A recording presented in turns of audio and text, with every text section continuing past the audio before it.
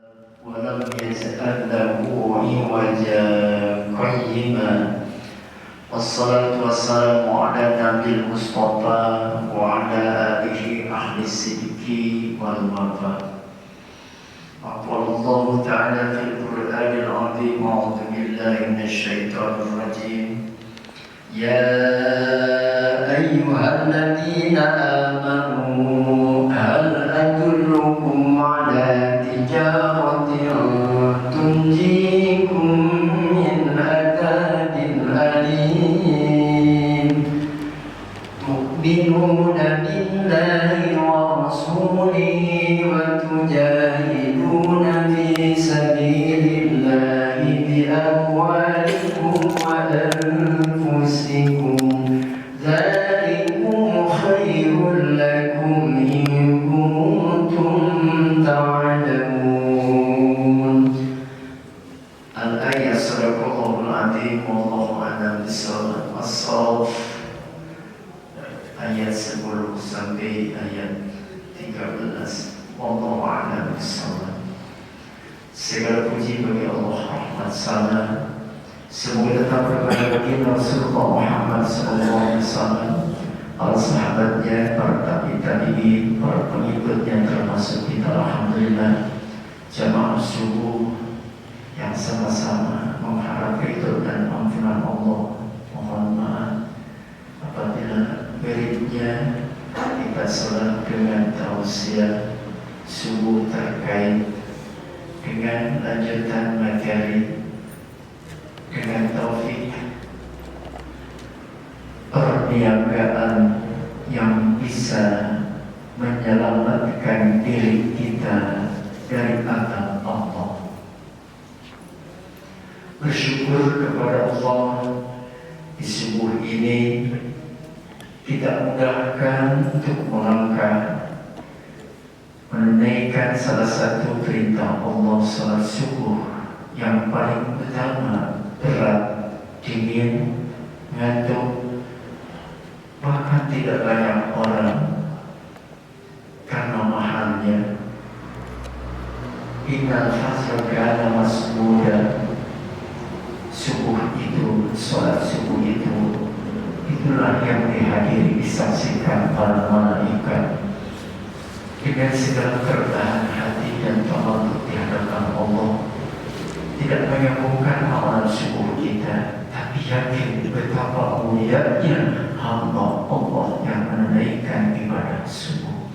Semoga rangkaian ibadah kita diterima Allah Subhanahu wa ta'ala. Amin. Alhamdulillah, Zulqa'dah akan berakhir dan akan memasuki bulan Zulhijjah. 3 bulan yang berturut-turut disebut dengan bulan hurum.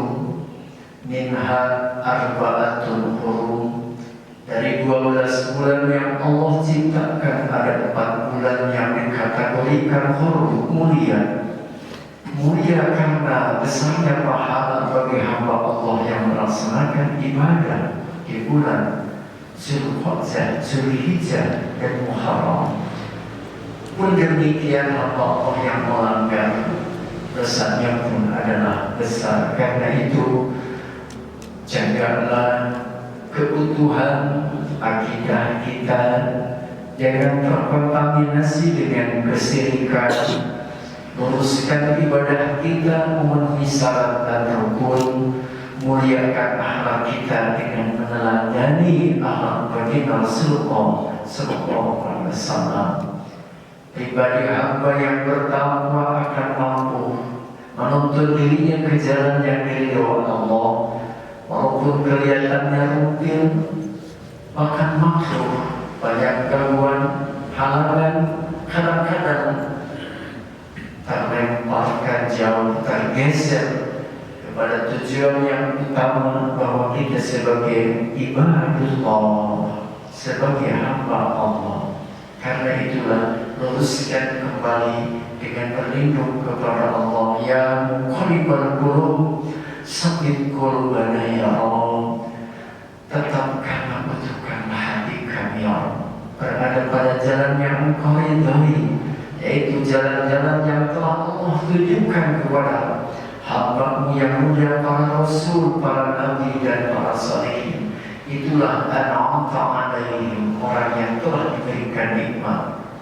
Wal maghdubi, bukan hamba Allah yang dikutuk Allah, dibenci Allah. Al-maghdub itulah mereka kaum ahlul kitab, al-Yahud dan an-Nasara.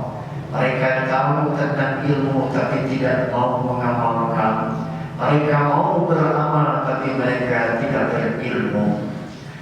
Itulah dengan tuntunan wahyu Allah yang disampaikan bagi Rasulullah SAW sampai kepada kita, dan simak surah As-Saff ayat 10 sampai 13 ini. Ya ayyuhalladzina amanu, seruannya kepada hamba Allah yang dititipi iman. Allah titipkan iman itu kepada hamba pilihan, tidak sembarangan. Kalau dunia, harta, Allah berikan kepada siapa saja, entah dia iman ataupun tidak, Allah berikan. Entah dia taat ataupun tidak, entah dia ibadah atau maksiat, Allah berikan. Tapi ingat, iman itu hanya Allah amanahkan kepada orang-orang pilihan. Siapakah? Itulah orang ya man sadaqtu billah wa rasul, orang yang nyambung akal pikiran dengan hatinya sehingga meyakini Allah dan Rasulnya. Hal adullukum ala tijaratin tunjikum min adabin alim, maukah aku tunjukkan perniagaanmu yang bisa menyelamatkan dirimu dari adab jahanam? Para sahabat terperanjat, bala ya Rasulullah, kan benar wahai Rasul, yang bagaimanakah itu? Maka Rasul menjawabkan, aminu billah wa rasul, berimanlah kepada Allah dan Rasulnya yang benar. Kemudian wajahidu fi sabilillah bi amwalikum wa anfusikum, berjihadlah bersungguh-sungguhlah kalian dengan hartamu dan jiwamu. Zalikum khairul lakum in kuntum ta'lamun, jauh lebih baik kalau kalian tahu. Hingga Allah lanjutan ayat itu memberikan jaminan yang filakum dunubakum, hamba Allah yang benar-benar beriman kepada Allah dan Rasulnya. Satu, Allah berikan ampunan dari segala dosanya dan segala kesalahannya. Yang kedua, karena dia sudah mendapatkan ampunan Allah, wajibhilhum jannah, Allah masukkan ke surganya Allah. Lalu di surganya Allah membangunkan wa masakin thayyibatan fi jannati 'adn. Di surga ada itu Allah bangunkan tempat tinggal yang megah dan mulia. Subhanallah, itu dari fadlul azim, merupakan karunia yang sangat besar dari Allah. Lalu Allah pun mengingatkan, ada hal yang lebih utama lagi. Apakah itu? Nasrun minallah wa fathun qarib, pertolongan dari Allah jauh, itu lebih besar lagi. Sampai kita datangi masjid ini, itu semuanya dengan rahmat pertolongan Allah, sehingga kita dimudahkan untuk melangkah ke tempat ini. Hadirin jamaah subuh yang sama-sama mengharapkan ridho dan ampunan Allah Subhanahu wa ta'ala. Hamba Allah yang beriman dan juga akan Allah jadikan hamba Allah yang terbaik. Wa may yuridillahi khairan yufaqihu fid-din, dia akan mendalami agama, paham tuntunan agama. Karena itu tidak ada sesuatu yang paling Allah cintai setelah mengerjakan hal yang fardu itu, bagaimana Rasulullah menyampaikan wama taqarrabu ilayya 'abdin bi syai'in wa khairu ilayya mimma taraktu alaihi selain aku yang telah aku fardukan. Ada, itulah berupa taqarrub kepada Allah, mendekat kepada Allah, dan kita akan memasuki wilayah yang sangat dicintai Allah. Itulah berupa aturan dan ibadah kurban, yang mana dari makna sejak qarraba yuqarribu taqriban qurbanan, kurban itu mendekatkan diri kepada Allah, dan itulah satu amalan yang Allah cintai. Tidak ada amalan Bani Adam yang dilakukan pada tanggal 10 bulan Zulhijjah yang paling aku cintai, kata Allah. Sampai-sampai para sahabat bertanya, apakah itu bisa terkalahkan dengan ibadah jihad? Jihad pun tidak bisa mengunggulnya. Apakah itu ya Rasulullah? Antara lain hamba Allah dia yang keluar membawa sedikit hartanya, dan dia sungguh-sungguh dia melakukan sesuatu kebaikan dengan melaksanakan ibadah taqarrub yang disebut dengan kurban, menyembelih seekor hewan, entah kambing, entah sapi, entah unta, sesuai dengan kemampuannya. Hanya masalahnya sedang salat subuh yang sama-sama mengharapkan ridha dan ampunan Allah.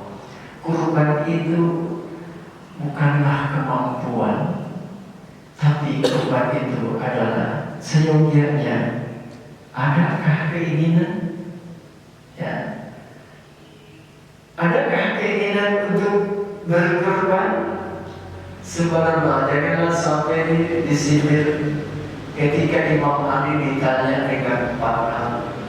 Ya Amirul Mukminin, karamullah wajah, wahai Amirul Mukminin, Imam Ali karamullah wajah, apakah yang paling apakah yang paling ditakjubkan, yang paling aneh? Maka beliau menjawab, yang aneh itu adalah dunia. Dunia, harta, kekayaan. Kenapa? Dikejar, dikumpulkan, tapi kok habis, hilang, rusak. Tapi kata Imam Ali, jauh lebih aneh lagi. Siapakah itu? Orang yang mencintai kehancuran. Apakah itu? Itulah alam yang fana. Karena itulah Allah memuji di dunia yang fana ini.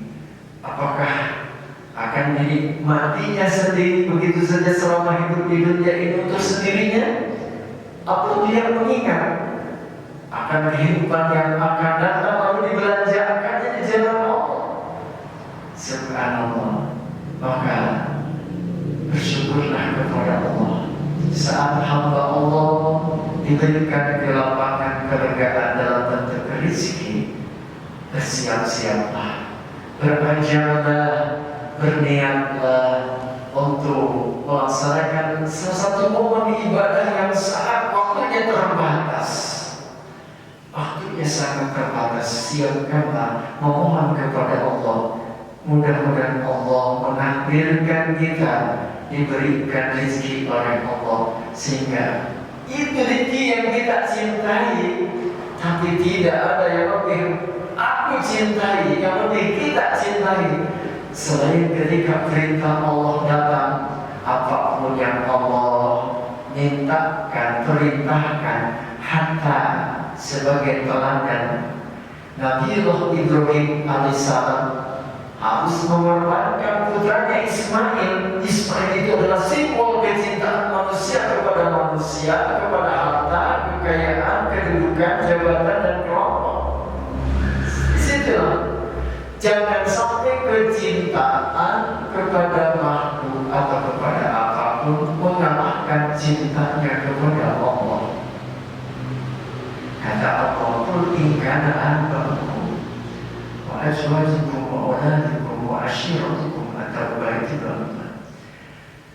Sekiranya kalian, bapak kalian, keluarga kalian, harta kalian, perniagaan kalian lebih kalian cintai ketimbang Allah dan Rasulnya, bakal basahata ya Allah. Ingatlah tunggulah keputusan Allah Subhanahu wa ta'ala. Ini mengingatkan Imam Nabiullah Ibrahim alaihissalam. Subhanallah, sekian lama meninggalkan putranya Ismail.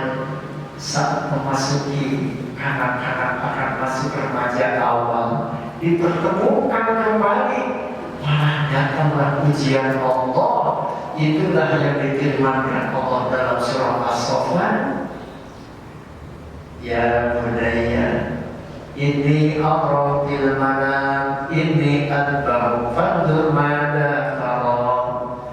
Saat bertemu dengan putranya yang sangat dicintai, malah di situ ada perintah yang sangat sadis. Lalu bagaimana Nabi Ibrahim menyampaikan kepada putranya? Maka disampaikan dengan kalimat yang santun pula, "Ya bunayya." Si anaknya pun Ismail menjawab kepada ayahnya, "Ya abati." Subhanallah, dengan kalimat yang santun walaupun isinya sangat angker isinya. Kenapa? Ini aku diperintahkan menyembelihmu, nah. Itu kan benar. Subhanallah, ada mana tahu di situ adalah Nabi Ibrahim sudah menerapkan jiwa demokrasi. Nah, pandur, pikir-pikir, silahkan, ayah tidak memaksakan kehendakmu. Pandur mana tahu, silahkan kaji, pahami bagaimana pendapatmu. Subhanallah, jiwa demokrasinya Nabi Ibrahim hatta kepada anakku. Walaupun itu perintah Allah berulang-ulang sampai 3 kali. Panggil mana tahu. Apa jawaban di Ismail? Subhanallah, "Ya abati fa'al." Hei ayahku, if'al ma tu'mar. Justru ungkapannya adalah merupakan esensi dari segala bentuk keyakinannya memilih yang walaupun pilihannya adalah mengandung risiko besar. Apa itu? Memotivasi ayahnya, "Ya silahkan lakukanlah wahai ayah. Apa yang ayah perintahkan untuk menyembelihku. Wa inna insyaallah minas sabirin." Subhanallah. Insyaallah wahai ayah, ayah akan mendapati aku dalam keadaan sabar. Nabi Ismail alaihissalam memilih untuk apa yang diperintahkan ayahnya, resikonya kematian, tapi di situ jiwa sabarnya siap menghadapi resiko apapun. Inilah kecintaan manusia kepada manusia, tidak mampu mengalahkan. Artinya kecintaan kepada apapun, sehebat apapun, tidak bisa mengalahkan cintanya kepada Allah. Maka Nabi Ibrahim dan Ismail siap melaksanakan perintah Allah demi cintanya kepada Allah. Hadirin jemaah subuh, itu bagaikan sepotong aluran dokumen yang diabadikan dalam Al-Quran. Tidak bosan membaca dan merupakan samudra hikmah kalau dikaji. Subhanallah, tabarakallah, kesuksesan Nabi Ibrahim dalam membina putranya itu bukan hal yang mudah. Bagaimana membina anaknya sampai siap apa yang diperintahkan ayahnya, hatta kematian pun. Dan tahu Nabi Ibrahim, Nabi Ismail pun memilih risiko itu, karena di balik itu akan mencapai derajat yang tinggi. Apakah itu? Orang-orang yang sabar. Innallaha yuwaffas sabirina ajrahum bighairi hisab. Allah menyempurnakan pahala bagi hambanya yang memiliki kesabaran, diberi hisab pahalanya tanpa bisa dihitung. Subhanallah. Maka kita sabarlah. Apakah kita sabar, mampu enggak meneladani apa yang dilakukan Nabi Ibrahim alaihissalam? Merupakan nilai yang paling dicintai adalah putranya, sekalipun harus dikorbankan. Lalu kita saat ini tidak harus menyembelih anak, tapi kita disayangkan hikmah di balik perjalanan Nabi Ibrahim dengan Nabi Ismail. Kata Allah, bukanlah manusia yang harus dikorbankan. Karena itulah ayat tadi menyambung, hal adullukum ala tijaratin tunjikum min adabin alim. Maukah aku tunjukkan perniagaan yang bisa menyelamatkan dirimu dari adab Allah? Maka judulnya dari ceramah subuh ini, perniagaan yang bisa menyelamatkan dari adab Allah. Itulah buah keimanan kepada Allah dan Rasul yang siap mengorbankan dirinya, hartanya, jiwa dan raganya demi mencapai ridho Allah. Sampai Allah menjamin ampunan Allah, Allah masukkan ke surganya Allah, Allah bangunkan makhluk di rumah yang megah di Jannatul Adn. Dan yang keempat adalah pertolongan Allah dari dunia ini sampai akhirat kelak. Subhanallah. Karena itu tadi Imam Ali ditanya oleh para sahabat yang lainnya tentang apa yang aneh. Yang aneh itu adalah dunia. Dunia ini tidak ada yang kekal, semuanya fana. Dan yang paling aneh lagi adalah manusia yang mencintai kefanaan. Karena itu kekalkanlah, abadikanlah nilai dunia kita ini untuk bekal akhirat, yakni melalui taqarrub, berkorban, mendekatkan diri kepada Allah. Yang kedua, Imam Ali juga ditanya, apakah yang dekat? Imam Ali menyampaikan yang dekat itu adalah kiamat. Tapi ingat, ada yang lebih dekat lagi. Apakah itu? Kematian. Kematian. Karena dengan lahirnya Rasul itu sudah menunjukkan dekatnya kiamat. Tapi beliau menyampaikan ada yang lebih dekat lagi adalah kematian. Seseorang itu tidak ada yang tahu itu adalah kiamat sebenarnya. Kemudian apakah yang paling berat? Apakah yang berat? Yang berat itu adalah katanya menghadapi kematian. Tapi ada yang lebih berat lagi, apa itu? Menghadapi adab kubur. Subhanallah. Kematian, menghadapi kematian berat itu. Karena tidak ada yang tahu. Tapi ada yang lebih berat lagi katanya. Apa itu? Adalah menghadapi adab kubur yang harus mempersiapkan bekal sebanyak-banyaknya. Subhanallah, tabarakallah. Hadirin jamaah subuh yang sama-sama mengharapkan ridho dan maghfirah Allah.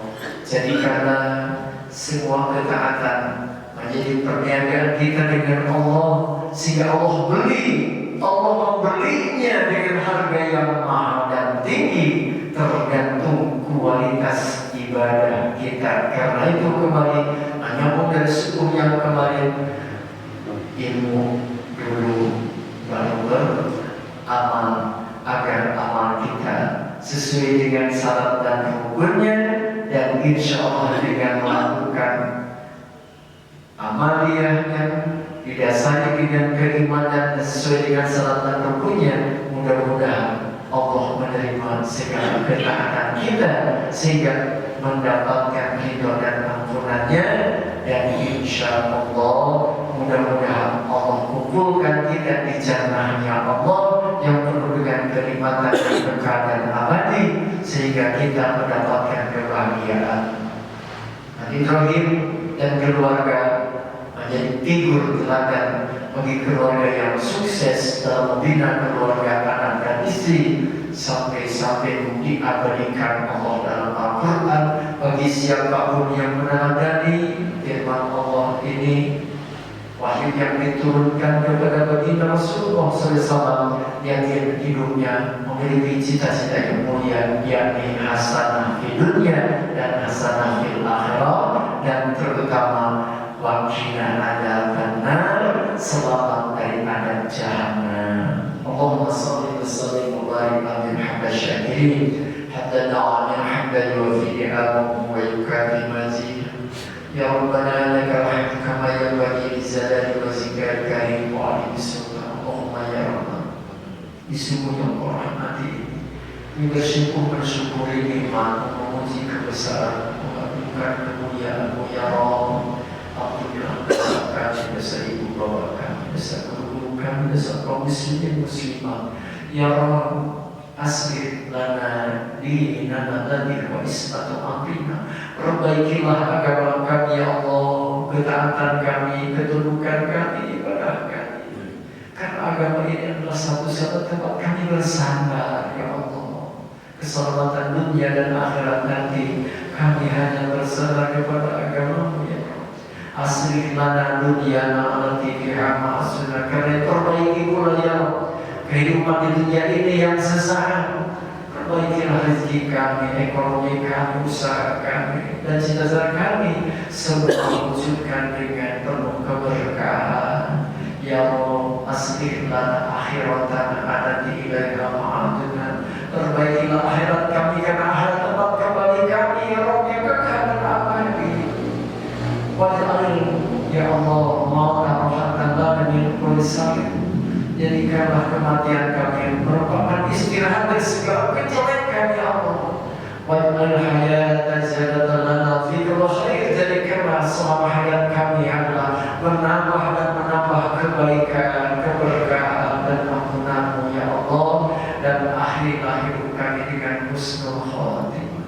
Rabbana taqabbal minna innaka antas samiul alim wa tub alaina innaka antat tawwabur rahim. Demikian ya Rabb, hamba kami, saudara kami, guru kami, tetangga kami yang saat ini menunaikan ibadah haji, maka jadikanlah haji mereka Allahumma ya'alhum hajjan mabrura wa sa'yan mashkura wa dandan maghfura wa sholihan maqbula wa tijaratan lan tabur ya alim ma fis sudur. Akhirnya ya Allah minal dhulumati ilan nur. Rabbana atina fid dunya hasanah wa fil akhirati hasanah wa qina adzabannar. Wa sallallahu ala Muhammadin wa ala alihi wa sallam. Subhana rabbika rabbil izzati amma yasifun wa salamun ala mursalin walhamdulillahi rabbil alamin. Akhirul kalam. Assalamualaikum warahmatullahi wabarakatuh. Waalaikumsalam.